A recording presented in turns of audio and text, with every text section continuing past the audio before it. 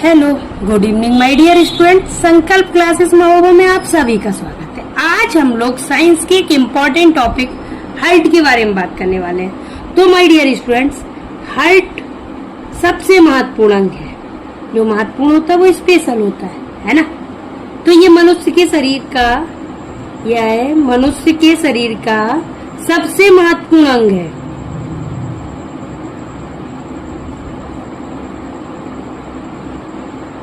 Okay, लेकिन अब ये स्पेशल है, तो स्पेशल चीजें तो स्पेशल होती हैं। यानी हृदय का जो निर्माण होता है वो विशेष प्रकार की मांसपेशियों से होता है।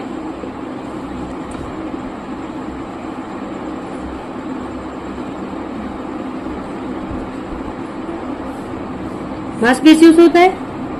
ये कभी भी थकती नहीं है। ये इंसान की नेचर की नहीं होती। इंसान तो कभी भी थोड़ा काम किया थक गए। ये कभी भी थकती नहीं है।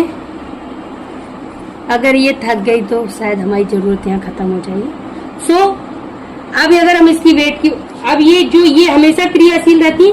ये स्ट्रक्चर की बात करें तो ये बंद मुट्ठी के समान संरचना होती है। ओके, अगर हम इसके वेट की बात करें तो ये लगभग इसका वेट होता है 300 ग्राम। ओके, अब हृदय क्या है? जो हृदय है वो बक्ष गुहा में, हृदय बक्ष गुहा में फेफड़ों के बीच में स्थित होता है। इसकी पोजीशन क्या है? ये फेफड़ों के बीच में स्थित होता है। ओके, अब देखें, इसका अधिक भाग बक्ष की बाईं ओर, इसका अधिक भाग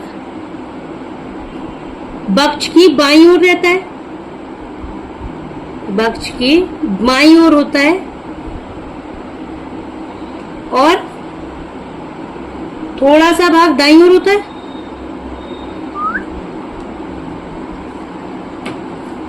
दाईं ओर होता है। अब ये झिल्ली नुमा थैली में सुरक्षित रहता है। यह एक झिल्ली नुमा थैली में सुरक्षित रहता है। ओके, हृदय के चारों ओर दोहरा आवरण रहता है। हृदय के चारों ओर दोहरा आवरण रहता है।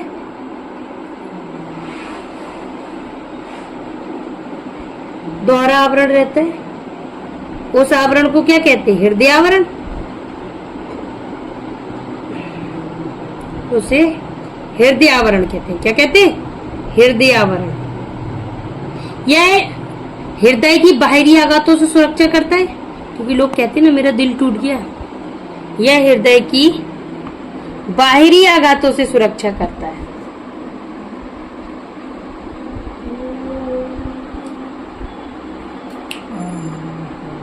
आघातों से सुरक्षा करता है। ओके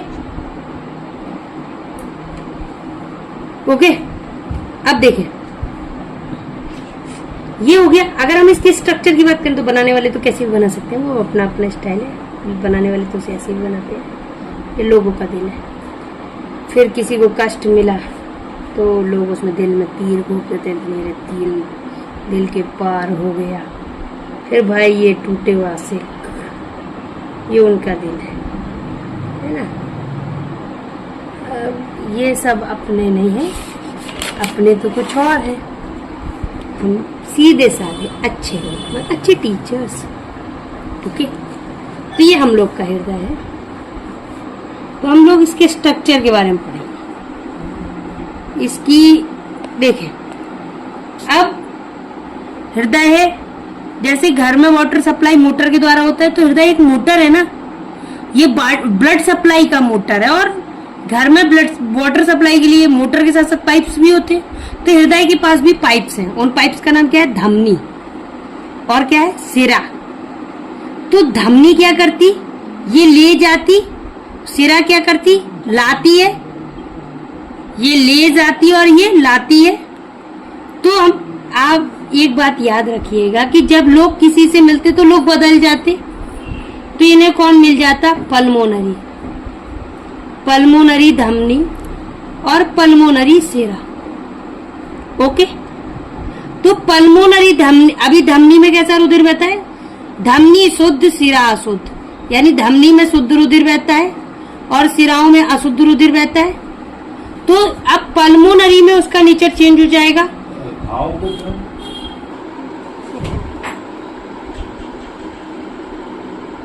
अब देखें, पल्मोनरी धमनी का नेचर चेंज हो जाएगा, तो पल्मोनरी धमनी में अशुद्ध रुधिर बहेगा और पल्मोनरी सिरा में कैसा रुधिर बहेगा? शुद्ध रुधिर बहेगा। अब हृदय के ऊपरी चौड़े भाग को अलिंद कहते हैं और निचले सक्रिय भाग को निलय कहते हैं। यानी मनुष्य का हृदय कितने कक्षों में बटा होता है? 4 कक्षों में।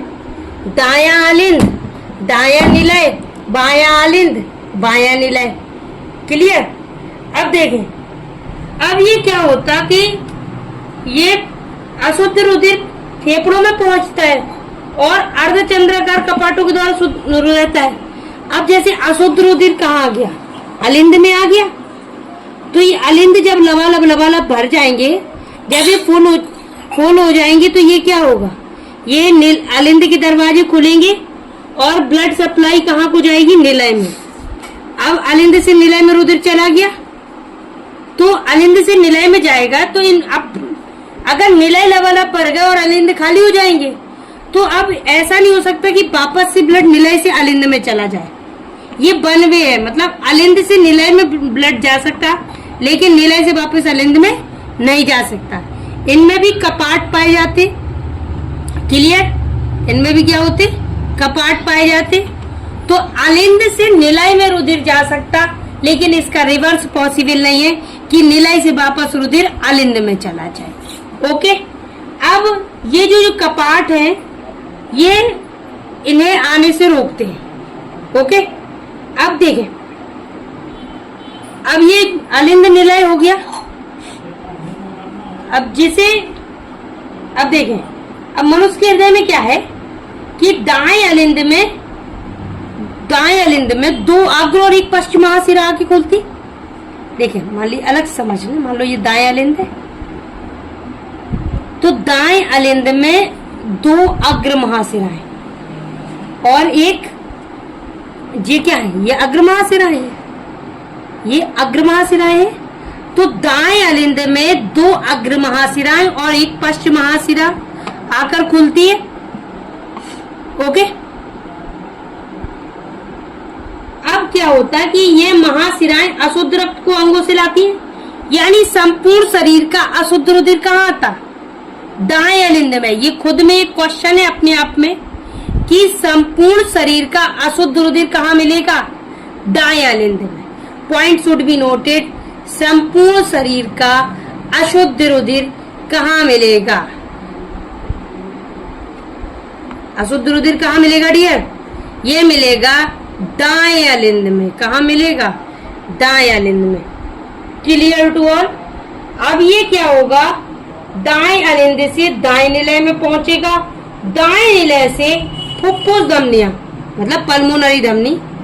अब ये दाएं अलिंद से दाएं निलय में जाएगा सॉरी अब ये दाएं अलिंद से दाएं निलय में जाएगा, तो दाएं निलय के द्वारा ये जो पल्मोनरी धमनी है, फुफ्फुस धमनी उन्हीं को कहते हैं, ये पल्मोनरी धमनी के द्वारा फेफड़ों में जाएगा।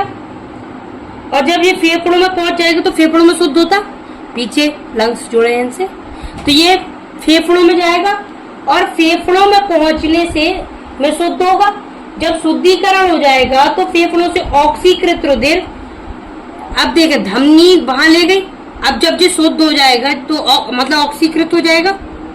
अब जो ऑक्सीकृत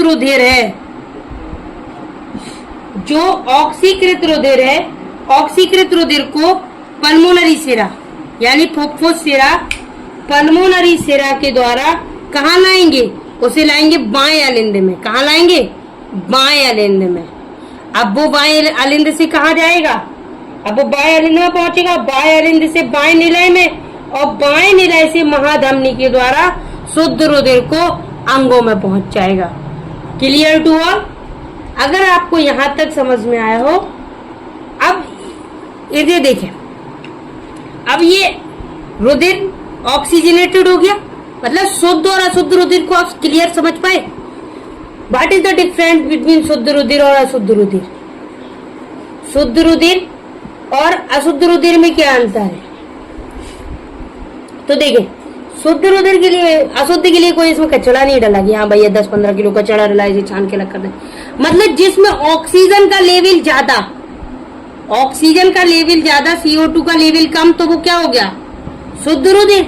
और जिसमें ऑक्सीजन का लेवल कम और CO2 का लेवल ज्यादा, वो क्या हो गया? अशुद्ध रुधिर।